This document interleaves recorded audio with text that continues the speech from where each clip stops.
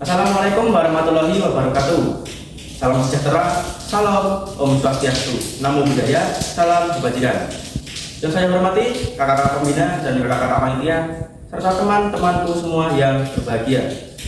Pertama-tama marilah kita ucapkan puja dan puji syukur kehadirat Tuhan Yang Maha Esa yang telah memberikan karunia-Nya sehingga kita dapat berkumpul di tempat ini dalam keadaan sehat jasmani dan rohani.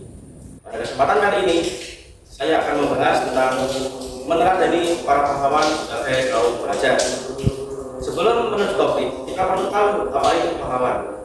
Pahlawan ialah orang yang berjuang demi bangsanya atau orang yang dianggap berjasa oleh bangsanya. Di Indonesia sendiri, pahlawan dapat diartikan sebagai orang atau pejuang yang mempertahankan dan merebut kembali kemerdekaan Indonesia dari para penjajah. Dan untuk kepahlawanan itu sendiri merupakan sifat dari pahlawan itu sendiri. Dalam pramuka kita memiliki trisatya yang berbunyi, demi kehormatanku, aku berjanji akan bersungguh-sungguh menjalankan kewajibanku terhadap Tuhan Yang Maha Esa dan Negara Kesatuan Republik Indonesia, mengamalkan Pancasila, menolong sesama hidup, ikut serta membangun masyarakat, serta menepati dasar dharma pramuka. Dan jelas dari trisatya itu, apabila kita berhasil mengamalkannya, maka secara tidak langsung kita dapat meneladani para pahlawan. Tapi pada kesempatan kali ini, saya tidak akan berfokus pada trisatya, tetapi saya akan berfokus pada bagaimana cara kita sebagai pelajar untuk meneladani para pahlawan.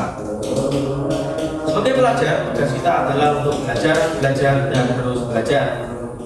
Maka untuk meneladani para pahlawan, kita bisa melakukannya dengan cara menuntut ilmu. Karena apa? Karena dengan menuntut ilmu kita belajar tentang apa itu pantang menyerah, apa itu sabar, apa itu tanggung jawab, dan apa itu menghormati serta menghargai. Dalam menuntut ilmu kita belajar untuk bersabar.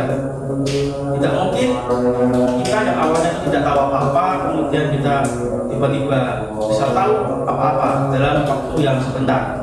Karena sejatinya belajar itu memerlukan proses yang panjang. Sama seperti para pejuang kita terdahulu yang bersabar dalam menghadapi para penjajah. Tidak tiba-tiba para pahlawan itu langsung maju menyerang gagah terdepan itu, tidak. Mereka terlebih dahulu bersabar. Mereka bersabar merancang rencana, merancang strategi, mempersiapkan peralatan. Baru setelah semuanya siap, mereka baru berperang. Kemudian yang kedua, kita menuntut ilmu itu kita diajarkan untuk pantang menyerah. Jangan kok kita apabila tidak mengetahui pelajaran, kemudian kita malas dan tidak belajar sehingga kita memahami pelajaran tersebut, tapi kita malah menyerah dan kemudian malas-malasan ketika belajar mata pelajaran tersebut. Itu jangan. Kenapa? Karena para pejuang kita dulu, pahlawan Indonesia yang mempertahankan kemerdekaan itu dulu, mereka memiliki sifat pantang menyerah. Karena apa? Karena apabila pejuang kita dulu menyerah, tidak ada yang namanya Indonesia, tidak ada yang namanya merdeka, dan tidak ada yang namanya kita belajar dengan tenang sampai saat ini. Karena pada zaman dahulu, apabila orang pribumi itu belajar, tidak diperbolehkan oleh penjajah.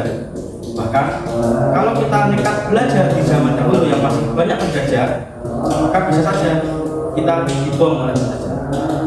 Oleh karena itu, di zaman modern sekarang yang dimana kita sudah merdeka atas jasa para pahlawan yang pantang menyerah melawan penjajah sehingga terciptalah kemerdekaan sampai saat ini, kalau kita malas-malasan untuk belajar itu, saya rasa itu jangan seperti itu. Karena itu tidak mencerminkan dan ataupun tidak mencerminkan kita meneladani para pahlawan. Kemudian dalam menuntut ilmu itu pun kita belajar tentang tanggung jawab. Kita diberi tanggung jawab untuk menuntut ilmu. Para pahlawan kita dulu juga memiliki sifat tanggung jawab. Mereka bertanggung jawab untuk merebut kembali kemerdekaan Indonesia. Selanjutnya, dalam menuntut ilmu kita belajar untuk menghargai dan menghormati. Dulu, sebelum era kebangkitan, para rakyat di Indonesia atau warga pribumi ini masih bersifat daerahan. Mereka bahkan mudah diadu domba. Karena apa? Karena pada zaman itu para suku-suku itu tidak saling menghargai dan saling menghormati, sehingga mudah kita dipecah belah oleh bangsa asing. Tapi lihatlah, setelah masa kebangkitan, para bangsa di Indonesia, bangsa-bangsa Indonesia ini kemudian bersatu.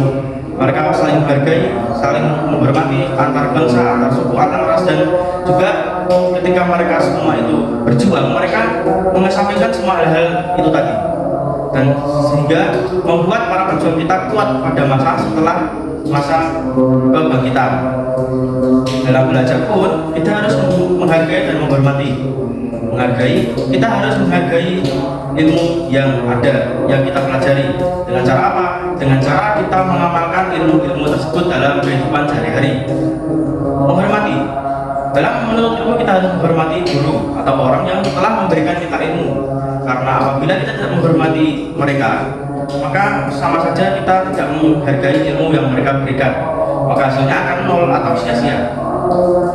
Oleh karena itu harus kita hargai dan harus kita hormati ilmu serta orang-orang yang telah memberikan kita ilmu, agar kita mendapatkan ilmu yang bermanfaat dan bisa kita amalkan di kehidupan sehari-hari. Karena secerdas-cerdasnya kita, apabila kita tidak menghormati dan menghargai ilmu, maka sama saja kita tidak mendapatkan apa-apa. Baiklah, mungkin sekian saja pidato yang saya sampaikan. Kurang lebihnya mohon maaf. Dan sekian dari saya. Wassalamualaikum warahmatullahi wabarakatuh.